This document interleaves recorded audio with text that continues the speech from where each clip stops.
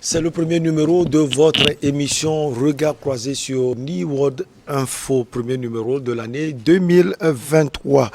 Et pour justement ce numéro, nous avons invité Germain Poli, directeur de publication de Togo Réveil, Joachim Italaki. Il est également journaliste, directeur de publication de Afrique Plume.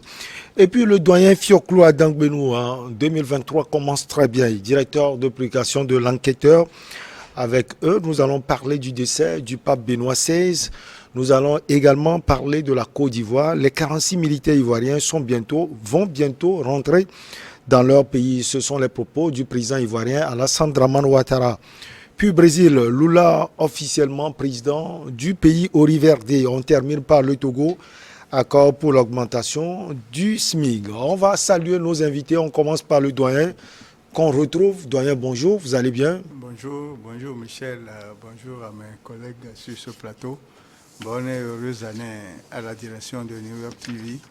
Bonne et heureuse année à mes collègues sur le plateau et aux téléspectateurs de New York TV. Bonne année Germain Poli, bonjour, vous allez bien? Bonjour Michel et bonne année à New York TV d'abord qui nous fait l'honneur de nous inviter donc ce 2 janvier.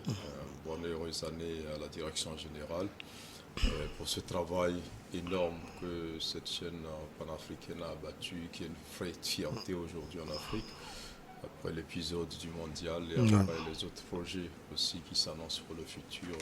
Tous nos voeux donc de succès à New York TV. Si vous permettez, j'enchaînerai avec mes collaborateurs immédiats qui à Togo Réveil, qui ont beaucoup fait pour que, malgré les difficultés, nous soyons au rendez-vous de l'actualité, qu'on puisse donner satisfaction à nos lecteurs et à ceux-là qui nous accompagnent. Donc, je leur présente également mes voeux. Merci pour la fidélité. Merci pour les quelques partenaires aussi qui ont su nous accompagner tout au long de l'année 2022. On espère cette année va voir s'ouvrir plusieurs perspectives. Et puis, à mes confrères ici présents, bonne et heureuse année, et aux téléspectateurs, à tout le peuple togolais et aux autres du monde, ceux-là qui nous suivent sur New World TV. Allez, Joachim Italaki, vous allez bien? Bonne année à vous également. Je vais très bien. Bonne année à New World TV, en tout cas qui permet à nous de venir faire des débats houleux et d'éclairer un peu la lanterne. Bonne année à toi, Michel, parce Merci, que mon tu frère. joues une intermédiation parfaite entre les différents invités sur Regard croisé. J'ai aussi une pensée très sincère à tous les orphelins et à tous les veuves qui n'ont pas pu, un temps soit peu, mettre quelque chose dans leur assiette au cours de ces moments de festivité et d'euphorisme. Cette pensée se dirige pour leur dire que Dieu n'oublie personne et qu'il fera en sorte que tout aille bien pour eux. Bonne année à tout le peuple togolais et à tout le gouvernement qui essaie de faire des efforts pour que chacun et chacune puisse trouver quelque chose à manger. Allez, donc on commence donc l'émission par cette triste nouvelle, en tout cas pas triste pour ceux qui connaissent vraiment Dieu, longtemps gardien du dogme sous le pape Jean-Paul II, auquel il avait succédé. Benoît XVI, l'autre pape vivant au sein de la cité Saint-Pierre n'est plus. À 95 ans, le souverain pontife émérite allemand s'est éteint ce samedi matin dans ses appartements de monastère Mater Ecclesias où il s'était retiré. Germain Poli, qu'est-ce qu'on peut retenir de ce pape allemand? Ce pape, ce qu'on pourra retenir, c'est déjà d'un pape qui a eu le courage, ou je dirais l'inspiration, de pouvoir démissionner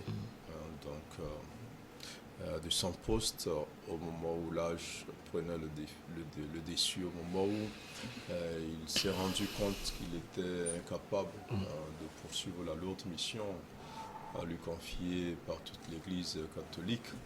Et donc on a pris l'habitude de voir les papes succéder aux autres qui sont décédés, mais lui, il a pris sur lui. Donc de rester à la disposition de l'Église, mais pas à la tête de cette Église-là. Ça a été un acte assez fort et depuis tout ce temps, il est resté au Saint-Siège. Il a probablement continué par travailler avec le pape Benoît, donc il lui a succédé, et donc on ne peut que saluer cela. C'est vrai que son passage n'a pas été aussi remarquable que celui du pape Jean-Paul II, que nous, on a eu la chance de connaître, qui est même arrivé au Togo quand on était tout jeune, et qui a eu un pontificat assez lourd, qui a été un pape assez chrétien, qui a assez marqué les chrétiens. Et donc, le pape allemand n'a pas eu donc, cette chance, si j'allais dire, ce don de Dieu, de pouvoir impacter de son passage l'Église catholique comme a su le faire le pape Jean-Paul II. Mais il reste quand même un pape qui, même s'il n'a pas pu aller jusqu'au bout donc de cette mission, a eu le courage quand même de laisser sa place à quelqu'un pour continuer cette œuvre de Dieu. Et il est resté dans l'anonymat, il est resté dans la discrétion totale, toujours à Rome. Donc, je pense que c'est pour nous, chrétiens, pour les autres observateurs, ce qui a été le plus à retenir du passage de ce pape-là. Alors, doyen Fioclo Adangwenou, c'est un pape qui a traversé aussi le temps, hein, il faut le remarquer.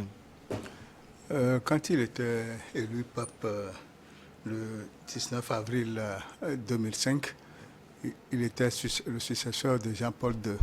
Or, Jean-Paul II, à l'époque, avait des problèmes à régler, puisque Jean-Paul II s'est rendu compte qu'il y avait des problèmes obscurs, tels que la mafia, les détournements de fonds, les abus sexuels, la pédophilie et autres.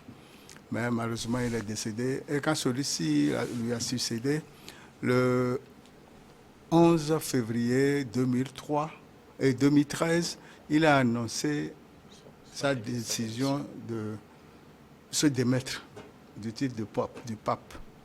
Et effectivement, le 28 février 2013, il a mis sa menace à exécution. Et il a évoqué les problèmes de santé. Mais en juillet 2012, une équipe de journalistes ont révélé les problèmes qui se posent au Vatican, que Jean-Paul II n'a pas pu résoudre. Quand Vatican Leaks était sorti, il a vu les dossiers et il a voulu mener des enquêtes. À chaque fois, il avait un front. À chaque fois, il avait un front qui se présentait à lui, qui disait non, que ça ne doit pas avancer. Pour ne pas perdre la face, il a jugé utile de remettre son tablier en évoquant le problème de santé. C'est ce que moi je peux dire sur lui. Et quand il s'est retiré au monastère, il priait toujours, il est toujours en contact avec son successeur François. Et le 28 décembre 2022, l'actuel pape François a demandé aux fidèles de prier pour lui parce que son état de santé s'est aggravé. Et malheureusement, le 30, il s'est éteint. Alors, Joachim Mitalake, on nous dit que c'est un pape aussi qui était très accroché à l'Afrique. Oui, pas plus que son prédécesseur, il faut le préciser. Ouais, Jean-Paul. Jean-Paul qui, comme l'a dit M. Germain, Jean-Paul l'a connu au Togo, foulé le sol togolais dans les années 85, si j'ai bonne mémoire. Vous savez, je ne voudrais pas rentrer dans le débat religieux, mais ce qui est triste ici, c'est de laisser derrière lui des moments tristes que nous rencontrons, comme l'a dit le doyen, au sein même de l'administration, sinon de l'administration de l'Église catholique. Mais c'est triste parce qu'à un moment donné, c'est lui qui arrivait à régler ces genres de problèmes, comme Germain l'a dit tout à l'heure. Tout à fait, tout à fait. Parce que pour moi, il était quand même celui-là qui jouait beaucoup l'intermédiaire entre ce qui ne va pas et ce qui devrait marcher. Et bien qu'il se soit retiré donc de la scène des dirigeants, il a quand même su un tant soit peu régler certains soucis qu'on ne sera mentionné sur ce plateau. Et moi, ce que je déplore dans tout le système papal, dans tout le système de l'Église catholique, c'est de ne pas pouvoir avoir la même mise sur certaines situations qui perdurent. Je parle ainsi de certains prêtres qui seraient accusés de pédophilie et tout.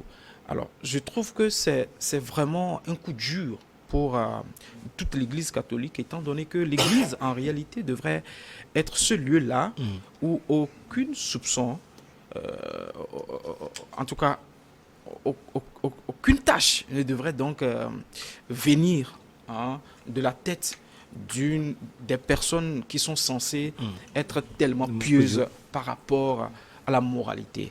Alors, ceci m'interpelle à dire qu'il faudrait forcément que l'Église catholique repense un peu à sa manière de coordonner les choses pour que pourquoi pas, si on peut aller jusqu'à même permettre à certains prêtres qui ne peuvent pas quand même contenir le libido de se marier et continuer le travail. Vous pensez aux réformes au sein de l'Église catholique? Je pense qu'il faut forcément des réformes pour permettre donc certains soupçons, certaines choses qui ne doivent pas, qui entachent quand même la foi de certaines personnes. Vous savez, lorsque un prêtre passe, il incarne, selon la majorité des populations, il incarne une certaine divinité.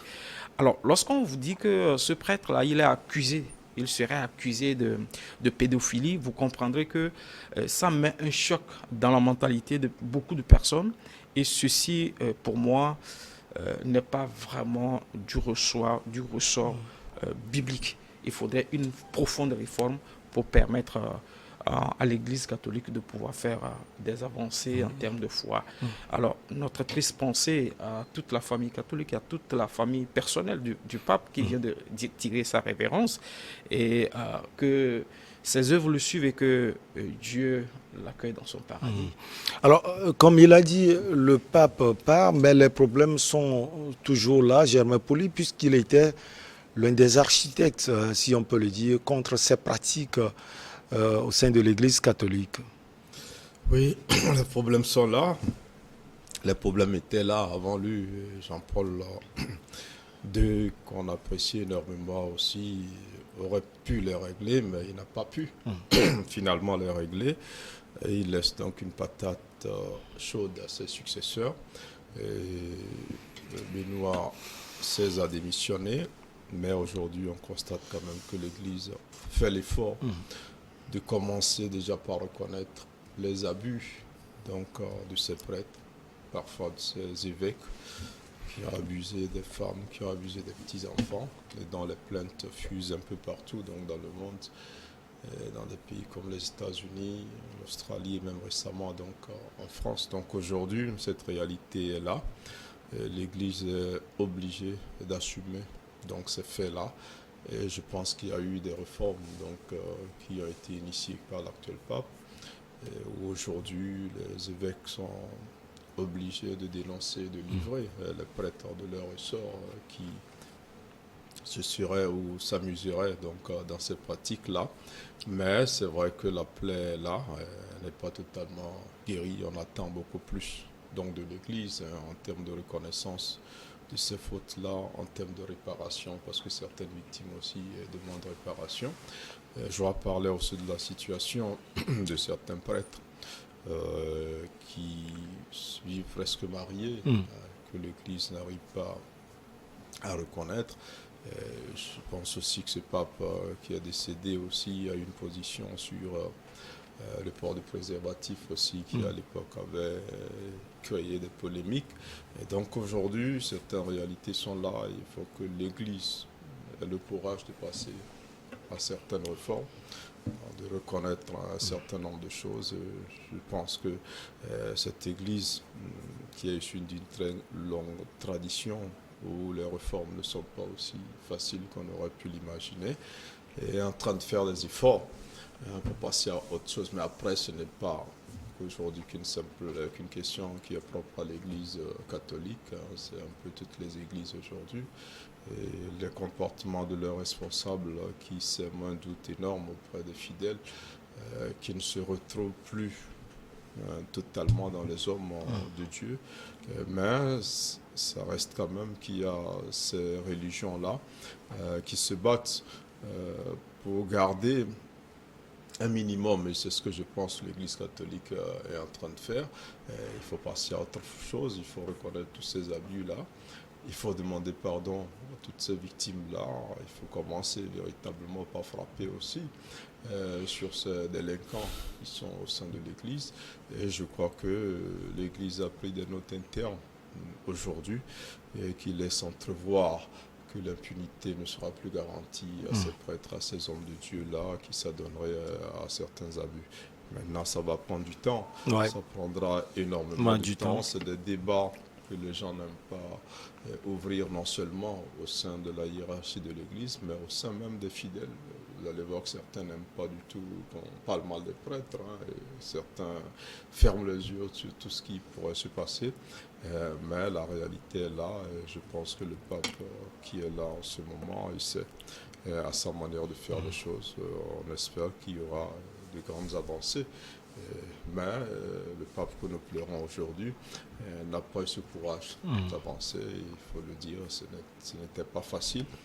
Il y a eu beaucoup de pression médiatique, il y a eu beaucoup de plaintes du côté des victimes avant que l'Église ne commence par reconnaître officiellement un certain nombre de choses. Alors, doyen, tout à l'heure, je parlais du temps. On sait que le pape aussi a vécu sous le régime du nazisme d'un certain Adolf Hitler. Son papa, très catholique, il était archiviste, puis gendarme, détestait d'ailleurs Hitler. Ça ne doit pas être comme du beurre de vivre ces moments en étant aussi catholique. Non, vous savez, l'Église catholique même était persécutée sous Hitler. Et si nous avons eu un pape allemand qui, en contact des réalités sur le terrain, de la conception et l'organisation, le fonctionnement du Vatican, ce qu'il a découvert, c'était trop pour lui. Parce qu'il a des groupes organisés. Même le ministre de l'économie et des finances, le ministre des Affaires étrangères, tout ça sont des corrompus, font partie de la classe et qui ont des relations avec les mafias italiens.